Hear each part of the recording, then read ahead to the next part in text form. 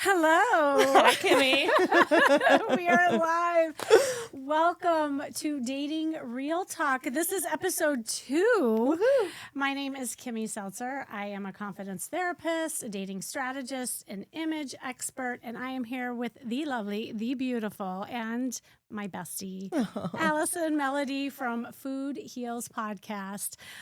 Hi, how are you? I'm Cheers, good. welcome. Cheers. We made it to another episode. Yes, we did. And I was super excited for it. For those of you who missed last time, I just want to recap because this is a new show. A lot of you may know me from Charisma Quotient, which is my podcast. And I've been doing this for, almost 8 years now. Yeah. And I was excited to start this live show because I really want to interact with you all. And this is a way of doing it. So every Tuesday and Thursday, I will be live at 4 p.m.-ish Pacific time. Got caught in traffic today. And this is your chance to ask questions in real time. And it is all about real advice, even with the reality show. So it's kind of where reality TV meets real life dating lessons. And I'm loving our conversations. And so Allison will probably be joining me on Thursdays to talk about that. And every Tuesday, I will be going live and asking you all questions of what you want answered. And so please, come ask any dating questions that you might have.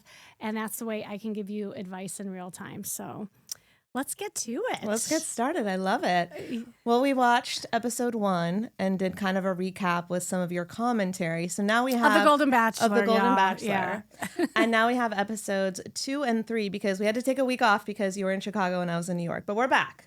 Yes, we're back, and we are dedicated to doing this weekly, at least until the finale. Yes. Right? And so we are going to be focusing on a lot of different reality shows, anything that has to do with love and romance and dating. So now I have to watch all the shows. Yes, Got you it. do, because No you problem. are the pop culture wait. queen, I already watched Maven. them. That's why I have you here. Am I going to get paid to watch shows and talk about them? Yes, please. Okay. And then I am here to bring it home, to bring it real and how it applies to your dating life. And so, we recapped episode 1, and there were a lot of things that came out of it. You had some opinions. I sure did, and I have some more. I can't wait to hear. And I have some opinions too, obviously. But I don't know if you have any kind of takeaways or questions that you have. Let's start with episode 2. Okay. And so why don't you go ahead and ask? Because I know I have so much I want to say, but I know you have questions. Well, let's start with, I want to talk about my hero who turned into the anti-hero. So Nicole. I knew you were going to know who I'm talking about. Okay, so I think that Nicole brought it with the roast. A roast is really hard to do. A roast is, you have to be funny and cutting at the same time. It's so I don't know if they got help writing their jokes. I have no idea. But she brought it. It was funny. And I was like, love her. And I liked, she had a cute outfit.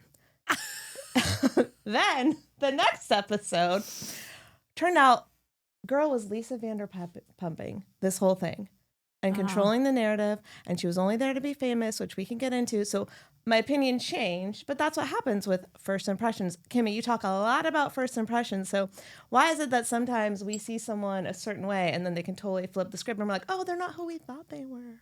Well, actually, it kind of relates to what we were talking about Mel in our last episode, because you have some first impression opinions on Mel, right? And then I was talking about pink flags. You know, there are things that might, pop out that feel like something that should be concerning, but that we don't have enough evidence. And so that's why first impressions can be hard, because it changes over time, and it can go for the good and it can go for the worst. So same thing with Nicole. So you had a first impression of who she was, and let's just face it, we all get caught up in the shiny object. So you liked her outfit, for instance. Oh, I liked her outfit, and she had good jokes. Want me to read you one of her jokes? Go for it. Okay. So she said, and I thought this was adorable, here's my impression of Mel. Roses are red, violets are blue, and I want all the women to love me, but especially you, and you, and you, and you. But can I check your ID first? I thought that was great. Good job. It was great. It was great. And she does have good outfits. Like, they're both great. Yeah. You know? I was impressed. I was like, bring it, girl. Yeah. Okay. So then let me ask you this before I kind of analyze the whole thing. Okay. Then did your opinion change in episode 3 where she became the anti-hero? Yes, it sure did. Okay. So what changed?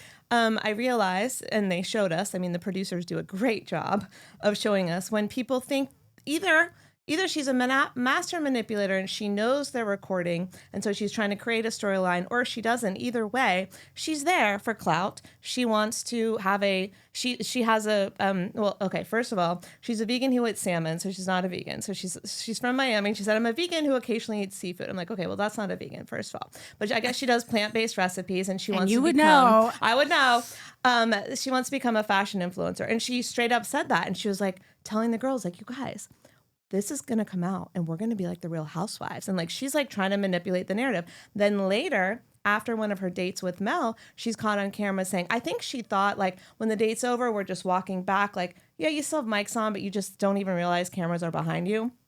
Or again, she's a master manipulator, and I don't know. But she was like, oh, you know, it would be great for the cameras right now or for the TV shows, like if we went and jumped in the pool or something like that. You barely caught it. But then I'm like, oh, like, I wanted to root for you, but I don't think you're there for love. And I think a lot of the women really are there for love. And yes, it's a TV show. I'm still not clear if Mel is there for love or for clout, but I believe a lot of the women are. And so, bye, Nicole. I don't love you anymore. Okay. Because I'm still rooting for love. Yeah, okay. I love that. So did your opinions change about Mel, especially in relation to her? Okay, well then later, I know we're jumping ahead, but this is just what we do. Okay, yeah. So later, what I thought was very interesting is she was like all about him, and she told him that.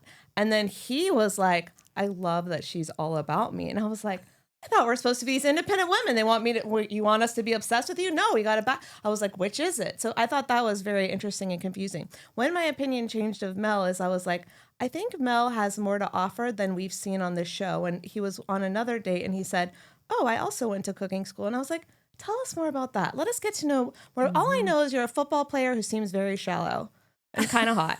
Like, give me more. I want to learn about that. And so my opinion of Mel is like, maybe there's a lot more to you that is just not being shown. And I'd love to see more of that. Exactly.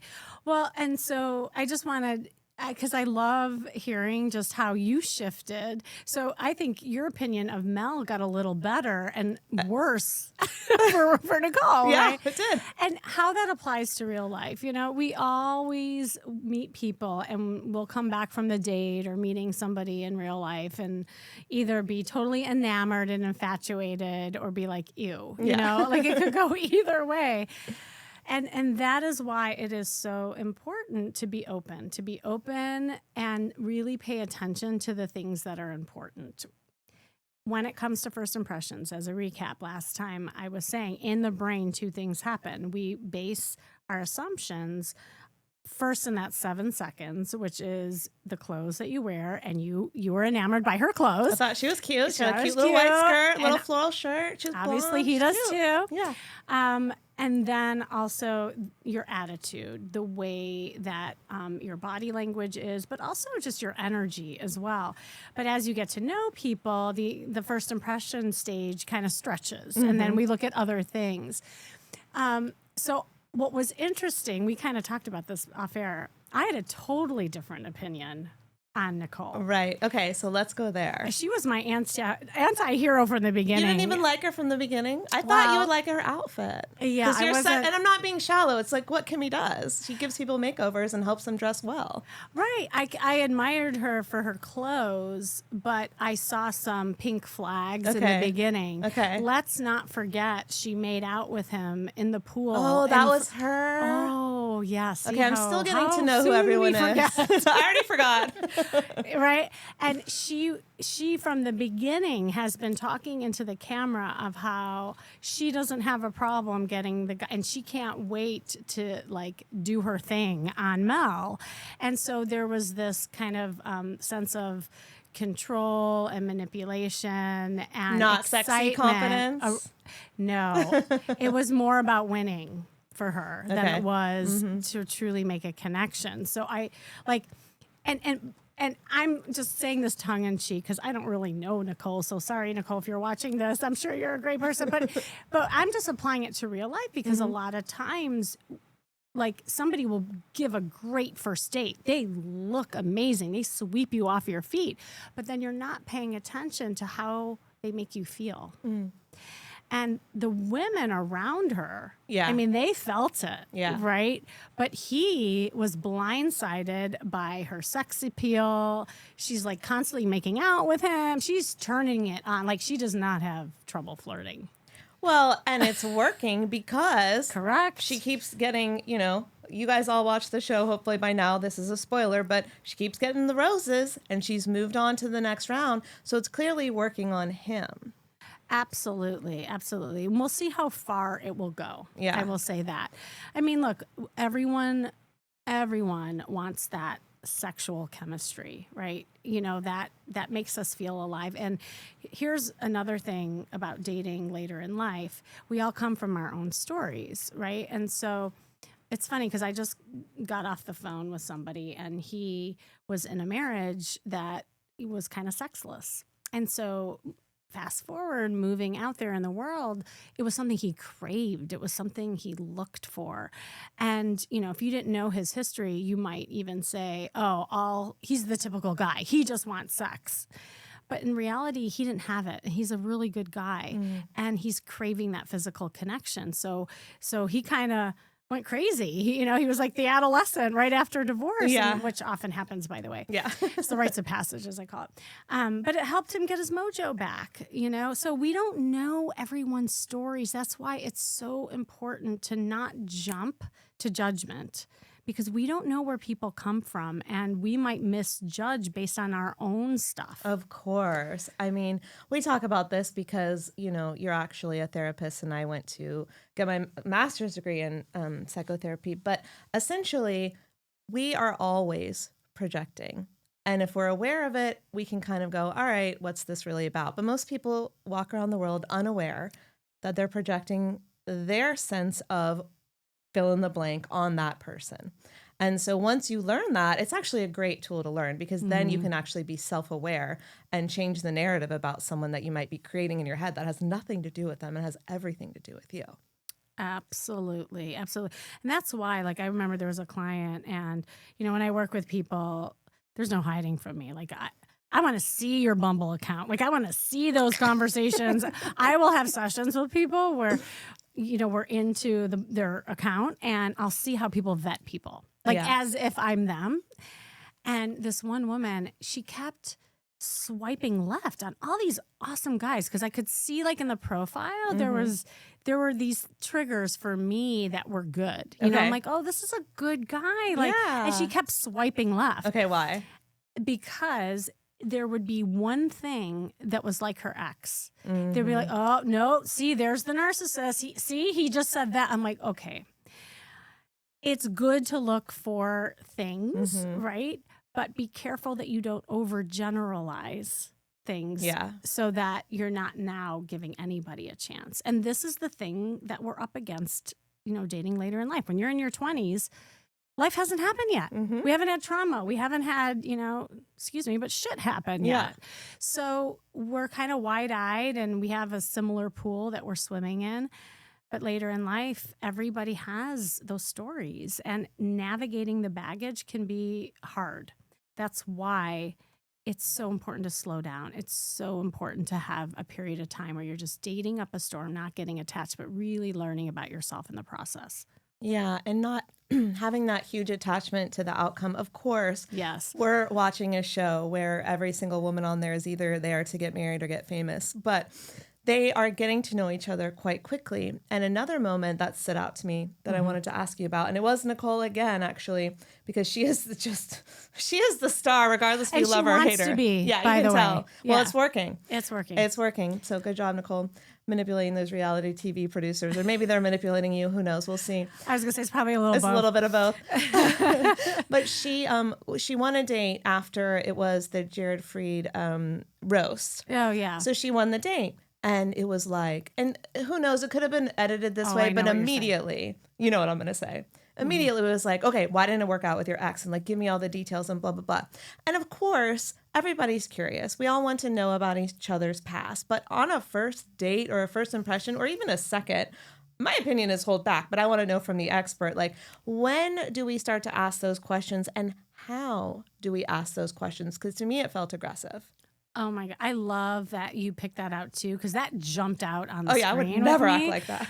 Yeah. And it's something that comes up a lot with my clients. It's like, how much is too much? How much is TMI? What is vulnerability? Like it's a pacing issue, right? And I think what happens, and this actually, there was a term that came out of COVID, and it was called hardballing.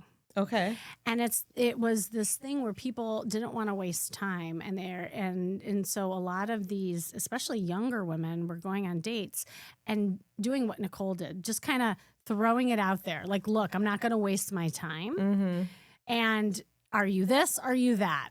Are you in or are you out? You know, do you want a relationship or don't you? But not everything is black and white. Exactly. Okay. And it's almost a sense of like drilling, and we really felt that on the screen. Yeah, I felt that big time.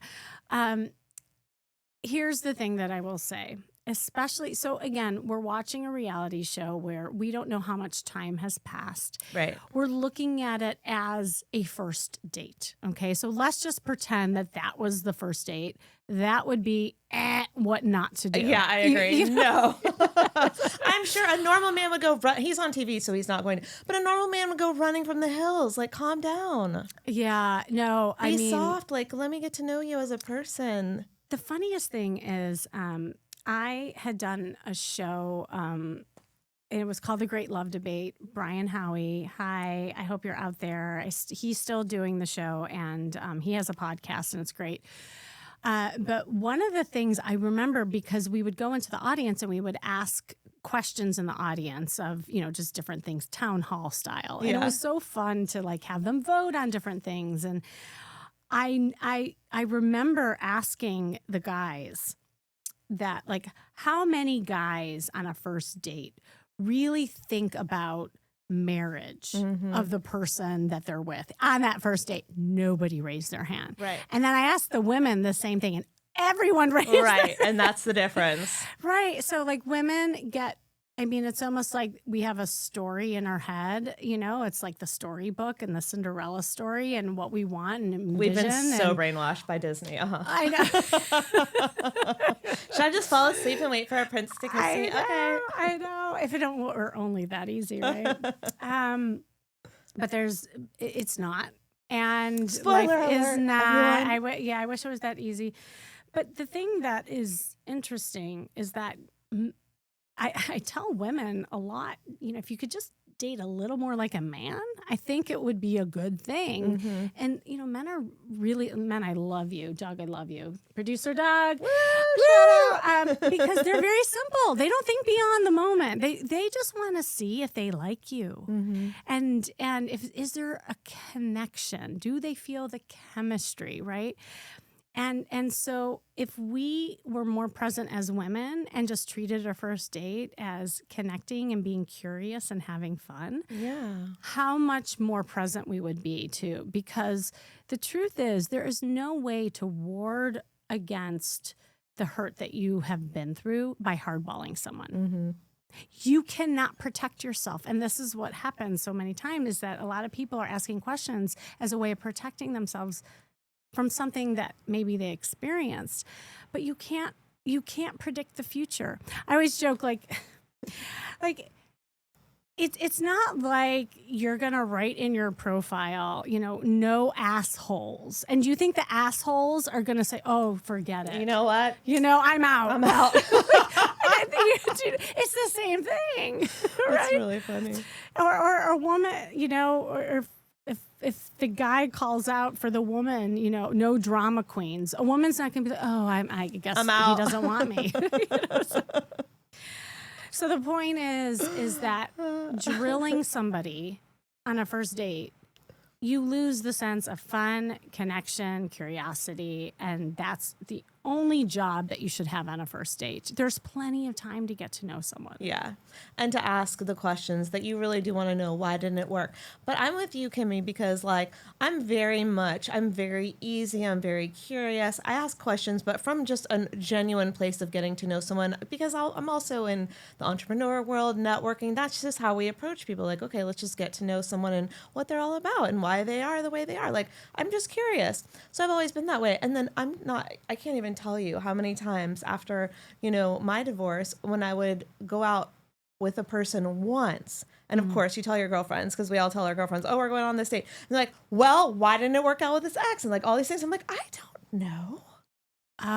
Red flag that he didn't tell you. I'm like, I met this person once, maybe twice, and I don't know the answer to that, and that's okay. And that's good. Yeah, it's good. I agree. Yeah, that means you gave a great first date. Hopefully. I mean, they obviously haven't worked out that well, but, Well, I think what we're talking about is a sense of timing and pacing. I mean, of course, these are really important questions. But I find that when people throw out those heavy questions in the beginning, then that's when it becomes an interview. That's when it becomes like a therapy session. That's when people trauma bond. That's when people connect in maybe an unhealthy way, too. So, it's so important to just pace things out. But in the meantime, really like pull in and feel what you're feeling. How are you feeling with this person? People don't like pay attention to that sometimes. Like even like what we're talking about with Nicole, getting caught up in the pretty outfits and the flirtiness and all that's great. But also, how does that person make you feel? Yeah.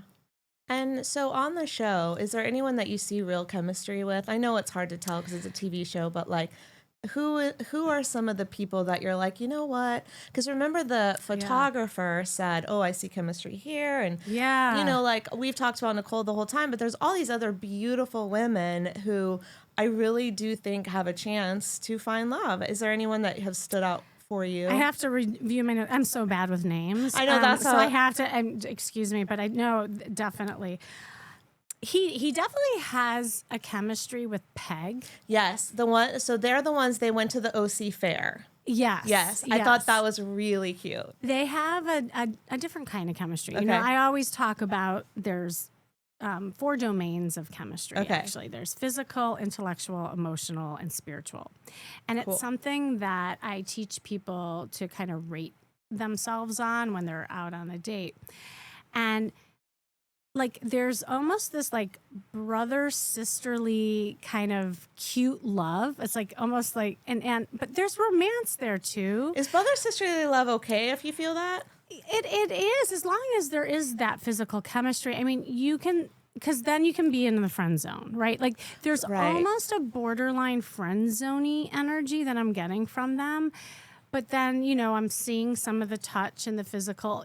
And the way he looks at her is adoring. Like that's great. Yeah. So I don't know. Like again, to be continued. Jury's out with that. No, I liked them. I thought they were cute. I thought the date was cute. I really enjoyed that part. Yeah, and then I'm trying to. Oh my God, is it the one who was rolling in the sand? Okay, with the photographer said. Yes. Is it Carol? I believe so. Sorry for getting this wrong. No, Cindy. It was Cindy. It's definitely a C name. Okay, it's Cindy. No, because Carol is the one who got the rose, which I was surprised in the group setting. That's right. And she's a little quirky and shy, and she's like, I'm just going to put myself out there, and she's I think, though, that Cindy, there's a definite, like, sexual attraction there. There's a pull. Like, I even saw. You could tell. Yeah, when they were doing the 3 of them, or maybe there were 4, and they were doing a group shot. And I saw, like, he kept looking at her. Wow. There was a look that it was almost like this, like, admiration and sexual attraction in his eyes. So as a dating coach, do you think that if you're watching it closely enough that you can see things that like America does not even notice or pick up on? Well, again, like body language and I definitely, I definitely like, because I'm so interested. I mean, I walk through the airport looking at body language, like I just think it's super interesting and how people, because 93% of communication is nonverbal, and people say that. I don't know what that means. Can you please tell me what that means? Yes. Like, I get it. I cross my leg towards someone. I cross my arms. I'm not interested. But what else? Well, and actually in the workshops that I teach, I go through and I break down different body language signals. Okay, I want to know these. And how that can signify attraction. Because, I'll have people come back and say, yeah, I had a good date, but I didn't feel the chemistry. 90% of the time, it's probably because of the body language. Like, okay. Because you can deliver a line, you can say something, and if the body language and the tonality doesn't match it, then it won't be as flirty. So if somebody is sitting, like if we're on a date and we're sitting together and we're just like kind of stiff, there's nothing sexy about this. No, I feel horrible. Right. How should we sit? Like, I feel like leg crossed towards you, but then what else? Where should my hands be? Also, like, me matching you. Not that, like, because, we match anyways. Yeah, we can match. I know, we're like bad examples because we're like... This doesn't count. We'll have to have Doug on because then I can demonstrate. You need Doug, a man, you definitely have to come on. And so I can demonstrate. But you know how, like, we giggle and we play with our hair. And I'm sure there's viewers who are saying, oh, my God, so now do I have to dumb down? Oh, my God, like I don't play with my hair, Kimmy. How dare you? Oh, yes, you do. I do not. Yes, you do. Have you ever seen me? Yes, I've seen you in action. I don't believe you. You do. I don't even believe you. Okay, next time you do it, I'm going to, like, you better. Okay, I can't wait. But actually, there's studies done that, like, we do this subconsciously. Now I'm doing it.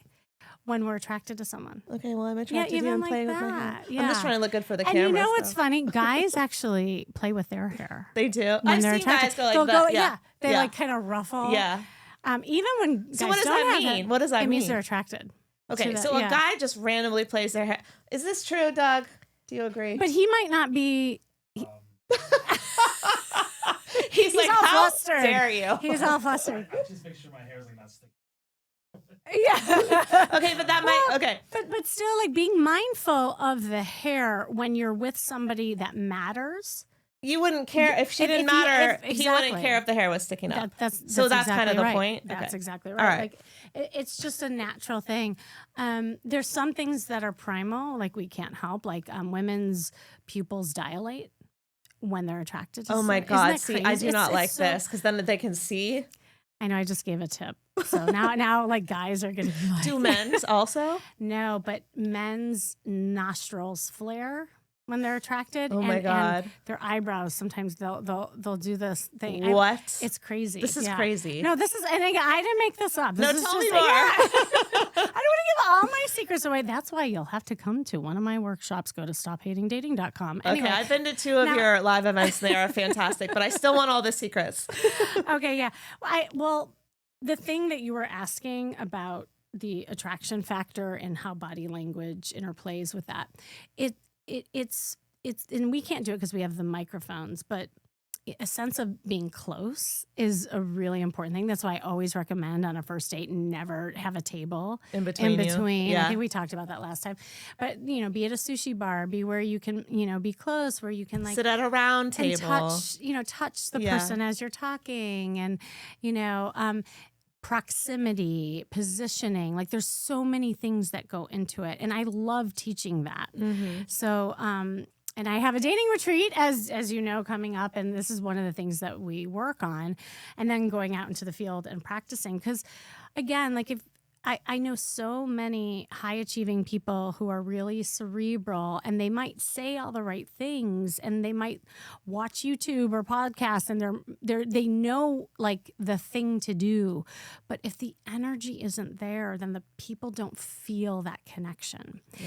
And so that's what's kind of interesting about Mel. I mean, I guess just, like, looking at his body language, I mean, it's so fun to watch his face when he's turned on. Like, okay, tell me. He just kind of, he gets this, like, a little giddy excited. This boyish look on his face. Like, when a woman comes out and he likes what he sees, he'll be like, it's almost funny. Do you think that you could predict who's going to get a rose by each episode because of the body language things that you've seen?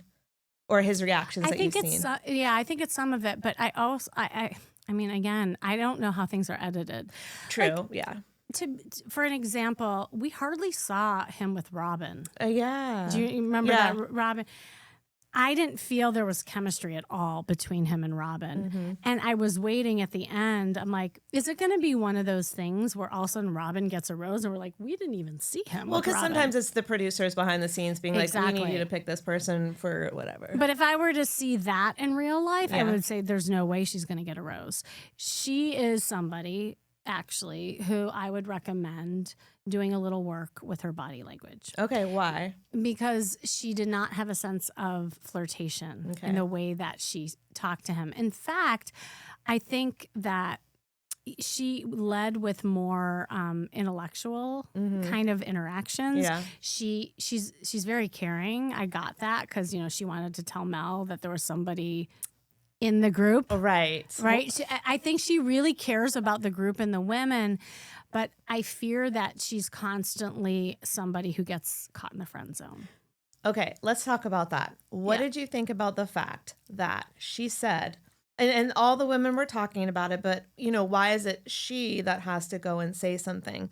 That someone in the group, meaning AKA Nicole, she did not name names, but someone in the group may not be here for the right reasons. And he didn't believe it. What are our thoughts? Yeah, he wasn't sure. He's like, well, she said this and I'm not quite sure. But then he's like, and I don't think it's right. Yeah, I'm pretty sure he said that. I don't think that's, like he was not even taking it seriously. Like everyone's here and this group is here for the right reasons. And I was thinking like, I don't know. Like, would you name? I don't like tattletale. I don't like telling them. I don't know. I felt conflicted. I wondered what her motivation was for doing that. Her motivation is cut someone out, cut a bitch who's not here for the right reasons. I want to love you. But then you don't see any follow up with that. Like, I didn't get a sense that she liked him. I didn't see any kind of leaning in and her trying to connect with Mel. No, like, because there was nothing. I mean, who knows with the editing, but it seemed like it was just like, someone's not here for the right reasons. It's like, okay, bye. Yeah, that was it. Yeah. I know. It was kind of bizarre. But, I think it's interesting, and this is just, I guess, a different dynamic with a group of women. This is why I kind of like the Golden Bachelor. For the most part, both of the shows, I loved the support and the friendship that built with the women. Like, for the most part, they were so supportive of one another. And even, like, when Mel's making out with somebody, they're like, oh, good for her.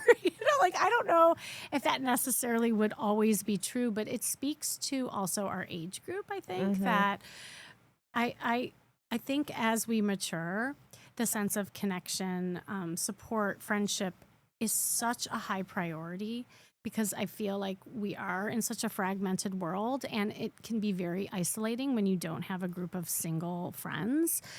A lot of times you have married friends who are your friends. And I think that almost supersedes whether or not they get The Bachelor.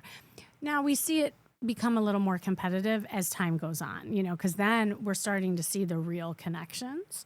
So now it's getting more competitive, But I think for the most part that I find that part fascinating and interesting. And I see this occur in my dating retreats too. It's super important. Yeah. And, it's obviously this is a situation that would never happen in real life.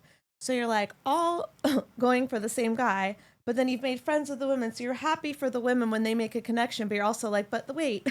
It's odd. It's a very strange situation to be in because in the real world, if you had a group of friends, that guy that you're dating or have even kissed is off limits.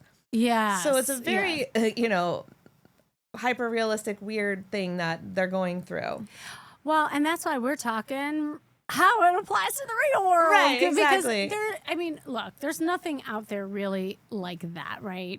In the real world where you're getting dressed up every single day and you have these adventures and you're getting all dolled up with your hair and your makeup done,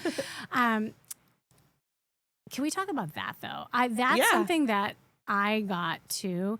There's a theme that keeps coming up and almost every woman is saying it. Okay. That they haven't felt this alive. A lot of people have said things like that. They haven't felt that giddiness, that sexual charge. That love is even possible for them. That love is even possible. And I think that is so important. And I really want to hone in on that because it is never too late to find love. Yeah. I've seen it with, a 85-year-old client that I had who found love all the way down to 40s.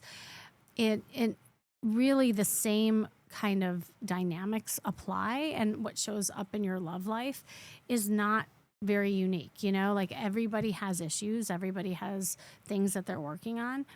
But I want everyone to know that if you do the work and you have the belief and the positivity, you can find love at any age. I just played with my hair. It doesn't mean that I'm in love with you. But, it's okay to be in love with me. I mean, I am a little bit. But that does bring me to actually one of the Q&As that we got. Okay. Awesome. I want to invite anyone, if you're live on YouTube, let me check the YouTube right now to see if we've gotten Doug, questions. does it matter that this is gone? No, I turned it off. Oh, okay. Okay. Oh, okay. I was distracted that was off. Okay. But I can see if we have any questions. But there was a question that came in that reminded me of that. Oh, good. Well, actually, there's 3 questions. Actually, there's 4 questions that we could get into in our remaining time if you wanted to. Yeah. But okay, well, let me rewind because one has to do with the show. And I could totally relate to this. So I'll start with Cindy. Cindy had I love her. She had a very relatable moment, and she said, I've been betrayed in my past, and it makes it really hard to be vulnerable. Yes. And then we got a question about how can I basically get over myself because I've been so hurt in the past, and I don't want to bring that on the date, right? And we all, I think, women and men have had a lot of our things that we consider great about ourselves or things that have been traumas in our past that we've shared, then used against us. Mm-hmm. And then you just don't trust the next person to share who you are, to be vulnerable. And so the question is kind of like, how do we, like she says, get over ourselves, but also how do we essentially approach these conversations and relationships with a sense of like, I would love to get to know you and I'd love for you to get to know me, but I have to have boundaries and protect myself, but I also want to be able to be open and share with you who I am and what I've been through. I know it gets so hard, and it goes back to how we've all experienced hurt. Yeah. And it is hard to navigate. I always say, like, it's a balancing act, right? And it is a pacing thing. And all of us are carrying around armor on us. If you're dating later in life, you are. Even though you say you're not, you are. And it's just a matter of how much armor you're carrying. But if you have the whole gear on, can you put down the sword? Yeah. Can you put down the shield? Maybe peek through the helmet and say, okay, I'm open. And what we're talking about is fear and trust, really. And it's true. And I'm glad Cindy brought that out because it's something that I think everybody deals with, and how it manifests is just different. I think that, first of all, sometimes when you get hurt, the armor is on so thick that no one can then even penetrate the armor, right? Like they can't even get to know you. So often what happens is they'll come back on dates and say, I just couldn't feel her, or I couldn't feel him. Like there's this like deflection that can happen, or stoicness. Mm-hmm. So it can show up in body language. It leaks, by the way. It shows up in body language. It even shows up in the way that you talk, some of the conversations. You might deflect things about you onto the other person. Like it's different for everybody. So it's like kind of watch for that. And, there's no cookie cutter answer here because, everybody has different things that they're bringing to the table. But in terms of vulnerability, it is so important to be able to express how you feel, to show people like your likes and excitement around things. And I think too many times people are guarded and they're waiting to see if they trust that person and then they open up. Right. But then that poses a problem because with that dynamic, now you're attracting lopsided relationships because you're just focused on the other person and then you're too stiff, in that.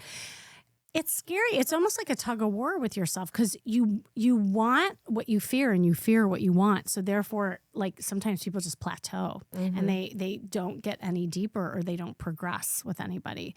So I mean, I guess the short answer is contact me and I will help you. Next retreat, November. Yeah, November 7th and 9th, actually, in Temecula. And you have a interested. mansion. Yes, and we have a mansion playing off the Golden Bachelor. But everyone gets a rose. It's not elimination. It's there's no transformation. elimination. I'll be there doing social media for you. Woo woo! Yeah. So, we definitely have a few spots left if you're interested. But my point is that I don't like, again, I'm not this like rules girl or just do this and you'll be fine kind of answer. With Cindy, what I find kind of interesting, they always have the camera on her when Nicole moves in. And she's always like this, like rolling her eyes. She's like, Because I think she's getting caught into falling for him and she's also kind of scared. Yeah. And then when she sees the Nicole character come in, I think it triggers her she said she was cheated on, if I remember right. Oh, yeah, I think so. Right. I think Nicole triggers her big time. And you see, this is how it plays out in the real world. Yeah. Like we all have this. Yeah. I mean, that's very true. And I love what you said. I just want to repeat it in case anyone needs like a little bit of like Kimmy wisdom and knowledge. We love what we fear and we fear what we love. We want what we fear and we fear what we want. Sorry, I was like, wait, that's not right. Well, because it's like, I want it so bad, but no, it's like this rubber band. Yeah. And it keeps like going like back and forth. Like something's got to give. Yeah. And so it comes a little bit from you. And when you give a little, then you get a little. And that's all you can do. And I encourage people to do it in small doses. You know, again, I'm not saying strip naked and take all your armor off. That's never a good idea, although you'll get something from that. But that's probably not what you want. But the point is the smaller kind of little like mini transactions that you do that try to create like kind of new interactions with people. And then you take note, well, how did that feel? You know, well, hey, you know, on this date, I'm going to open myself up a little. I'm going to share a little more. Normally, I don't do that. I'm just going to see, and I'm going to see if that person asks more about me and see how I feel about that. And that's what I love. Like it takes these action steps that create the bigger wins overall. I love that. Okay, ready for some more Dear Kimmy Q&A? Oh my God, it's like Dear Abby. Do you remember? Are you old enough for Dear Abby? I feel like you're too young for that. I feel like that was in a newspaper. Yeah, it was. Okay. It was. Dear Abby was like the first like columnist where you would write it, Dear Abby. Yeah, like, I here's think I a know about problem, that. and she would answer it. Yeah, so that's why. Dear Okay, Kimmy. that's why Dear Gabby did her show called Dear Gabby because it was based on, you know, the deer. Yes, Dear. Yeah. Yeah. Okay. Anyway, Dear so, Kimmy. Yes, I've heard of it. So, Dear Kimmy. Yes, I like it. Is online dating actually worth it for people in their 50s? I feel like it's all scams or guys looking for someone 20 years younger. And we saw that with the Golden Bachelor because luckily they're making a good joke about it on the show, but he said he wanted to date people 20 years younger. Right. And I don't think that's what he wants. So she has a point. She asked if it's too late or is online dating actually worth it for people in their 50s? I feel like it's all scams or guys looking for, and there are a lot of scams on there. People are like, want you to buy crypto and stuff. I've seen the documentaries about the women who have been, there's so many documentaries and like podcasts about women who have been taken advantage of and like bought into crypto scams. Oh, they're giving them their money. Oh, I know. Oh, don't fall for it. Don't ever I don't even know why anyone would give money to someone they didn't know, but that's another point. But she says, I feel like it's all scams or people looking for someone 20 years or younger. So what are your thoughts about online dating? Well, look, this got really big during the pandemic. That's all we had to rely on. Yeah. And it's like, I call it the pendulum effect. Mm-hmm. When you're doing one thing for a long time, then everyone goes to the other side. And now we've swung so far the other side where like everybody wants to meet people organically in real life, have that meet cute moment. Yeah. But again, nobody knows like how to do it now. Yeah. And everyone's just kind of looking at each other like, what are we supposed to do? And online dating has swung so far the other side. I mean, it seems like every call that I have with people now, they're like, I don't want to go online. Okay. I hate online dating, you know. So here's what I'll say, and I'm sticking to it. I say this phrase a lot, so if you've heard me say it, I'm going to say it again. Your dating portfolio should be like your financial portfolio. You need to diversify as much as possible to get results. It's never a good idea to say, here's the answer. Put all your stock in one thing. That causes burnout. That causes things also, like almost like a false hypothesis of what dating is about, or a skewed vision of what it's about.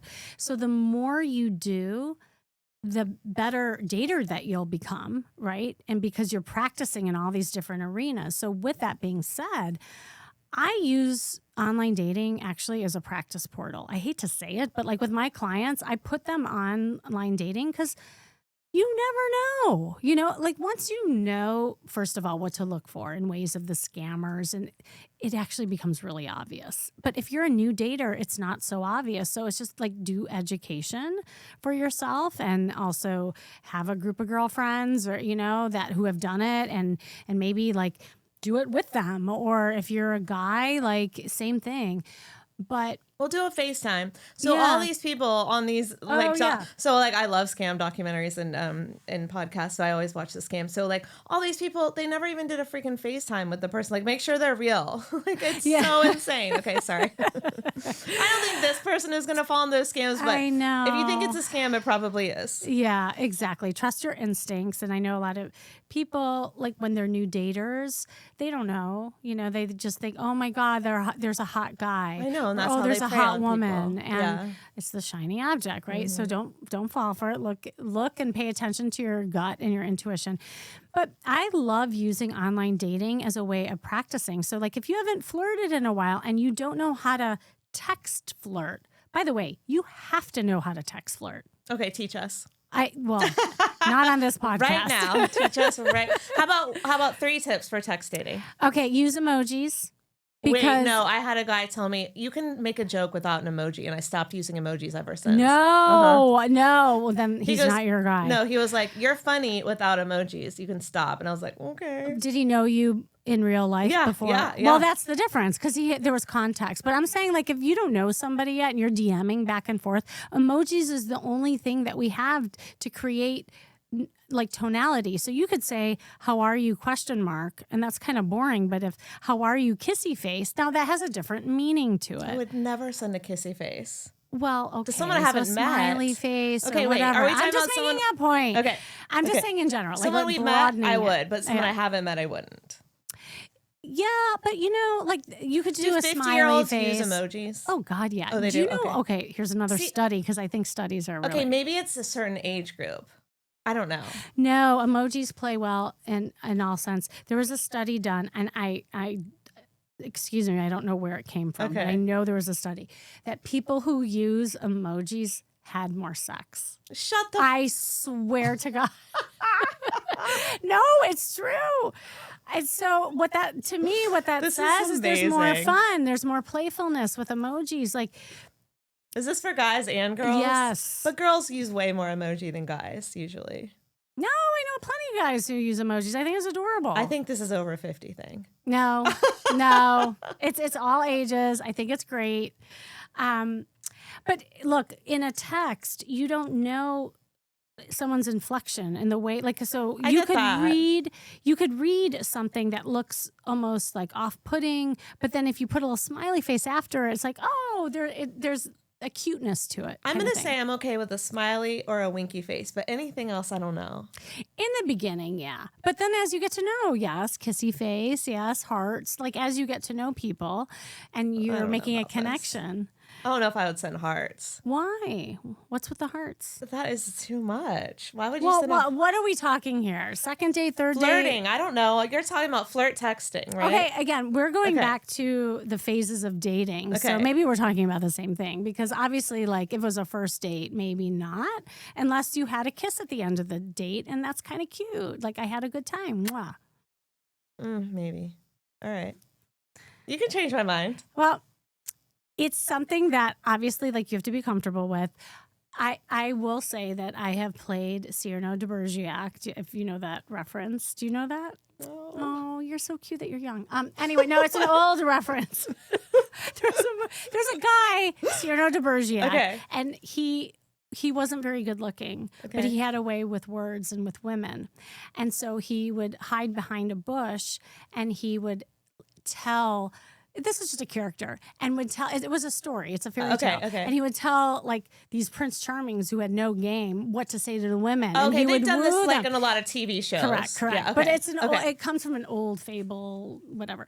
So I played that where, people will send me texts and they'll say, Kimmy, how do I make this more flirty? Okay. And when I change a few things and I put emojis in it and I make it more playful and fun, that's when they get the response. Okay. So I know it works. Okay. It's just a matter of like who you're talking to, how long you've been dating, and obviously there's other variables. So I'll say that. Okay, so that was one. So I asked for 2 more. So 3 text. 3 advices for 3 advice. Okay, so emoji, right? I knew what you meant. 3 advices. I don't even know if that's English. Apparently, I'm not good at. How much more champagne? I mean, I guess I've had more than you. That's the problem. So you have. I'm pacing. You need to catch up. No, I am pacing myself like dating. like I should on a date. I shouldn't drink that much on a date. That actually tells me a lot. That tells Allie. me, yes, I've had too talk. much. Yeah. Had too much. Okay. Anyway, so maybe you're giving away too much too soon, too fast. Anyway, so going back to the second tip, I would say the second tip is almost make it fun and make it a game. You don't have to answer every text at face value. Okay, what does that mean? So a lot of times people will, and that's where it becomes almost like a business transaction, or I call it transactional. How was your day? It was fine. How was yours? It was good. What are you doing? I'm doing this. What are you doing? Oh my God, so boring. Like I'm bored. I want to leave. I'm bored, right? I don't have time for this. And even answering a question with a question, like, so what are you doing right now? Well, what do you think I'm doing right now? I'll give you a hint. And then just like play with each other. Yeah. Like it's fun. And again, it just depends on the context and how well you know one another. But it's no different than like being on a date, in the flirt workshops, I teach this. It's like people are so caught up and so what do you do for a living? And how long have you lived here for? How long was your divorce? I'm so bored. Oh my God. I'm bored Y'all to tears. do not do that. And if you're listening on LinkedIn, I'm sorry, but I'm going to say this. It's like a LinkedIn exchange. like I look at some DMs and it's like a LinkedIn exchange, and it's fine for LinkedIn, but not for a dating app, not for a fun, flirty kind of thing. Right. So be whimsical, be playful, play a game with each other through the text, add emojis. This all plays out really well. Okay. I'm down for that one. And what's the third? The third one, and this is more has to do with the man and the woman. I think too many times women try to lock down something and then they become in their masculine. And, I know we're all busy. I know we want to lock down dates for a date. And because a lot of people get frustrated. They're like, oh my God, I'm having this exchange and he's not asking me out.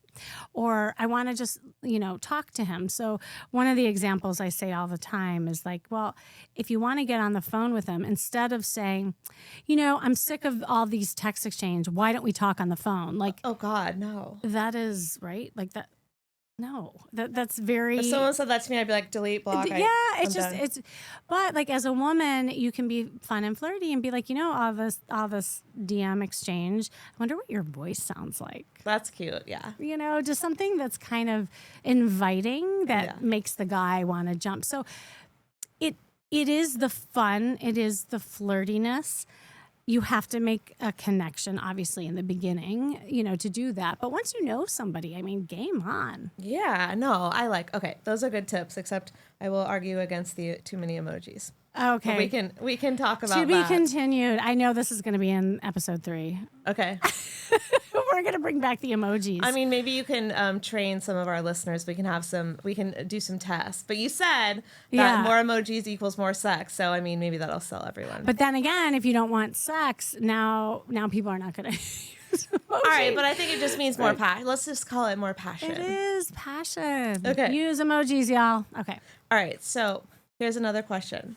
I keep attracting emotionally unavailable partners and narcissists. What does that say about me, and how do I break the pattern? I don't know if we have enough time for this question, but this is a good one that should be a recurring theme on the show.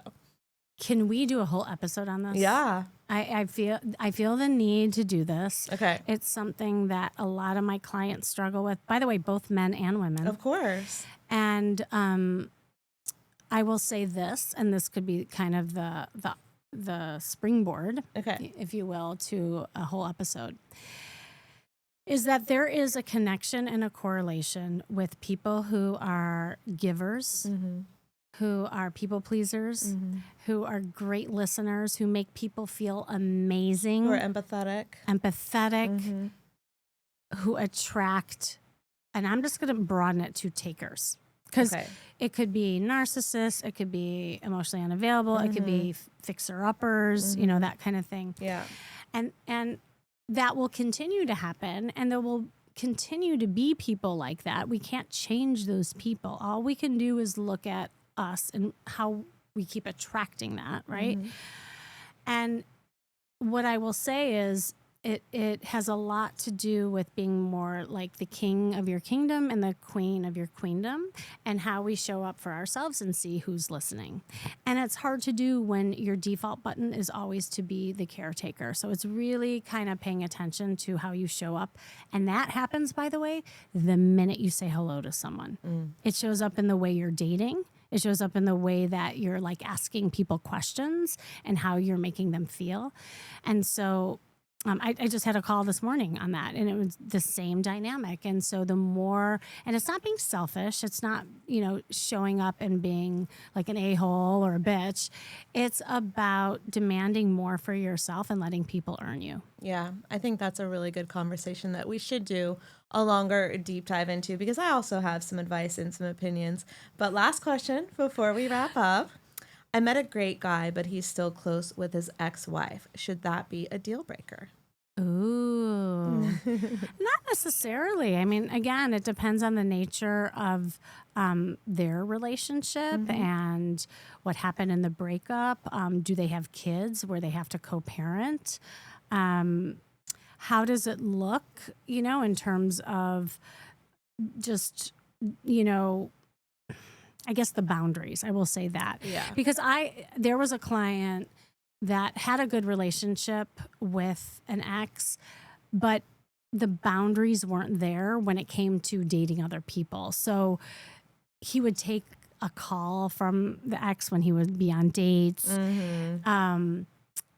It was a little too much, too cozy, right? Yeah. And then, you know, on the other extreme, then you have this like these horrible like relationships that people have with their ex, and like, does that get brought in on dates? Right. So either extreme can happen. So no, I don't think it's a problem unless it is. I think it's like this. This question is kind of being like, it's black or white. Is this a deal breaker or not? And it totally depends on the situation. And is it a deal breaker for you? And what is their relationship like? To your point, I'm on really good terms with almost all of my exes. I still text with them, and we are great. And some of them, I'm even good friends with their wives. So that's because we're still good people that have kept a good relationship, because there's a reason that we cared about each other. That being said, I don't cross any boundaries. They don't cross any boundaries. So for that, if my guy had that same thing, I'd be like, no problem. I'd love to meet her, right? But if they're crossing boundaries, if that person is a little bit, you know, very single, still in love with them, and it's very obvious, then no, you have to set the boundary and say, okay, to the boyfriend or whatever, look, you can set the boundary and say you can't be in contact with that person, and they either decide yes or no, or it could be like, hey, they're a great person, I'm a great person, so is your, you know, quote unquote jealousy or whatever it is, that's more about you than it is about them. So it's figuring out what that is. Is it about you and things that have happened to you in your past, so you're worried about that? Or is that person really unhealthy in that situation? So it's very nuanced, and it's not a black or white question, in my opinion. Yeah. And by the way, it could be a positive too. I mean, that's great that they may have a good relationship, and it says a lot about that person. Yeah. So absolutely.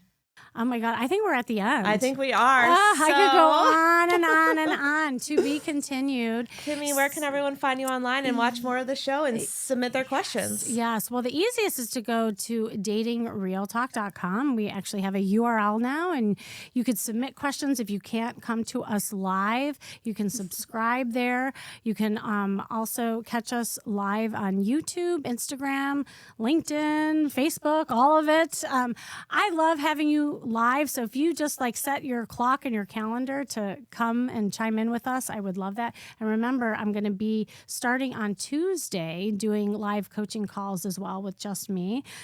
Also, you can catch me on Charisma Quotient. That drops every week. It's a little bit different format. And that's your podcast you've been doing for 8 years. Yes. And obviously, Allie, everyone can find you. You can subscribe to the Food Heals podcast if you want to hear about nutrition and things that are not about dating and reality TV. But here we're going to talk all about reality TV. Over there, I talk about nutrition, healing the body naturally. I'm a vegan, so there's a lot of vegan cookbook authors on my show, that type of thing. So if you're interested in that, come on over. It's amazing. And actually, nutrition is a big part of dating, and we should talk about that one time. And we had on your podcast. Yeah. And one of my favorite things that I did at one of your retreats is I worked with the women on nutrition and wellness, and it was just such an important topic because it's so important that we take care of ourselves so that we love ourselves enough to be in a relationship. And we talk about things like that on my show too. So if you're interested in that, we do a lot of self-help, self-love, all of that stuff as well. Well, and I think you can see by us talking and even just the topics is that it really isn't about the man. It's not about the woman. It's about you. And when you love you, that's when everyone will too. Yeah. So this has been Dating Real Talk. Keep it fun, keep it flirty, but most of all, keep it real. Bye.